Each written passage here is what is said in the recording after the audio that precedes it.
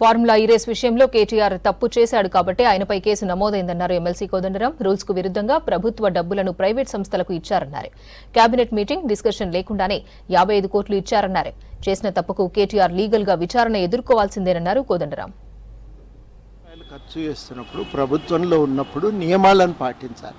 చాలా చాలా ముఖ్యం. మేము మామూలుగా కాలేజీలో కాలేజీ ప్రిన్సిపల్ నుంచి డబ్బు తీసుకుంటే మేము పద్ధతి ప్రకారం దానికి ప్రొసీజర్ అంతా పాటించాలి. అట్లా పాటించకుండా డబ్బు తీసుకొని ఖర్చు చేస్తే అది నియమాల ఉల్లంఘన అవుతుంది. తప్పకుండా అట్లా జరిగినప్పుడు ప్రశ్నించాల్సి వస్తుంది. కేసు కూడా నమోదు చేస్తారు. అది తప్పదు, అది అనివార్యం. అడిగినరు ఎందుకు అంటే నన్ను అడగటం కరెక్ట్ కాదు అని అంటే అది మంచి పద్ధతి కాదు. సమాధానం చెప్పు, కోర్టుకు పో, సమాధానం చెప్పు. న్యాయాన్యాయాలు ఏంటి అనేది కోర్టు విచారణలో తేలుతుంది. కానీ ఒకటి మాత్రం వాస్తవం ఏంటంటే గవర్నమెంట్ చెప్తున్న దాని ప్రకారం రూల్స్ను పాటించలేదు. క్యాబినెట్ అప్రూవల్ లేదు, ఇంకా దానిపైన టెక్నికల్గా అభిప్రాయాలు తీసుకోలేదు.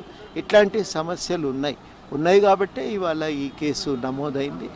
దాన్ని కోర్టుకు పోయి సమాధానం చెప్పుకోవాల్సిన బాధ్యత ఆయన మీద ఉంది.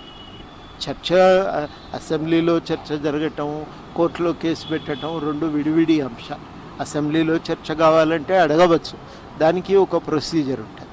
ఆ ప్రొసీజర్ ప్రకారం వాళ్ళు అడిగితే, ఎందుకంటే బిజినెస్ అడ్వైజరీ కమిటీ ఉంటుంది, అక్కడ కూర్చొని మాట్లాడుకొని ప్రపోజల్స్ తయారు చేస్తే తప్పకుండా గవర్నమెంట్ కూడా దాన్ని స్వీకరిస్తుంది. దాంట్లో